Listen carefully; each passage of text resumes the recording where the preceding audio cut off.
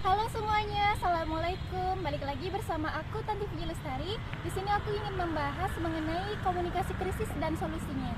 Teman-teman diharapkan untuk mendengarkan ya. Terima kasih. Krisis sendiri merupakan malapetaka yang dapat muncul secara alami atau kesalahan yang dibuat manusia dengan niat tertentu.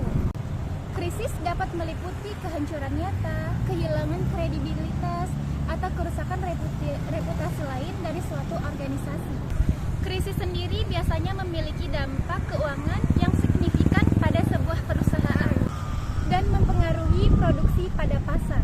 Ada pula beberapa persiapan untuk menghadapi krisis.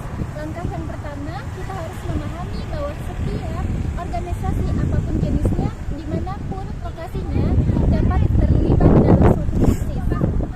Setiap manajer sistem komunikasi harus mempersiapkan manajemen perusahaan untuk menghadapi situasi buruk dengan cepat dengan menggunakan informasi informal daripada perusahaan tersebut. Selain menghadapi persiapan krisis, ada pula mengukur resiko krisis. Caranya dengan mengemukakan gagasan atau ide sekreatif mungkin untuk membantu partisipan menentukan ide yang paling tepat dalam rangka mengelola krisis yang terjadi. Caranya dengan cara mengukur risiko krisis ada 4. Yang pertama, menentukan efek terhadap konstituen, di mana organisasi menentukan pasar yang terkena dampak dari sebuah krisis. Yang kedua, tentukan sasaran komunikasi untuk krisis yang potensial. Yang ketiga, analisis pilihan saluran. Di sini, manajemen perlu mempertimbangkan efektivitas saluran komunikasi untuk menyampaikan pesan pada sasaran. Yang keempat, tugaskan tim berbeda untuk setiap krisis. Menugaskan tim berbeda-beda untuk menangani suatu tipe krisis membantu organisasi menempatkan orang-orang terbaik untuk bertanggung jawab pada menangani krisis yang telah ditempatkan pada bidang masing-masing. Yang terakhir adalah solusi menangani krisis. Solusi menangani krisis ada 8 cara. Yang pertama, ambil alih kendali situasi. Yang kedua, kumpulkan sebanyak-banyaknya informasi. Yang ketiga, tentukan sebuah pusat manajemen krisis. Yang keempat, berkomunikasi awal dan sering pada semua karyawan. Yang kelima, pahami visi media di dalam sebuah krisis. Yang keenam, berkomunikasi langsung dengan konstituen perusahaan yang terkena dampak dari krisis tersebut. Yang ketujuh, ingat bahwa bisnis harus tetap berlanjut. Yang kedelapan, buat rencana menghindari krisis lain secepatnya. Itulah merupakan 8 solusi bagaimana menangani sebuah krisis perusahaan. Penyebaran virus corona atau COVID-19 merupakan krisis bagi setiap organisasi, baik organisasi perusahaan atau organisasi non-perusahaan. Oleh karena itu, perusahaan harus mempersiapkan metode dan strategi agar krisis tidak menjadi halangan perusahaan dalam menjalankan bisnisnya.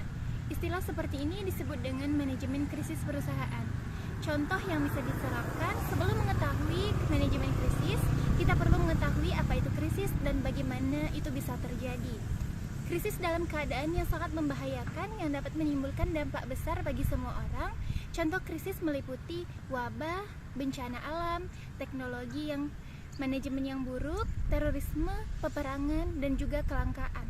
Sedangkan manajemen krisis dapat diartikan sebagai proses yang membahas organisasi dengan sebuah peristiwa besar, contoh yang mengancam merugikan organisasi, pemangku kepentingan, atau masyarakat umum. Ada 3 elemen yang paling umum untuk mendefinisikan krisis. Yang pertama, ancaman bagi organisasi. Yang kedua, unsur kejutan. Yang ketiga, keputusan untuk singkat. Berbeda dengan manajemen risiko yang melibatkan menilai potensi ancaman dan menemukan cara terbaik untuk menghindari ancaman-ancaman. Sementara manajemen krisis berurusan dengan ancaman yang telah terjadi. Dalam manajemen krisis terdapat komunikasi krisis. Komunikasi krisis merupakan kunci keberhasilan dari manajemen krisis itu sendiri.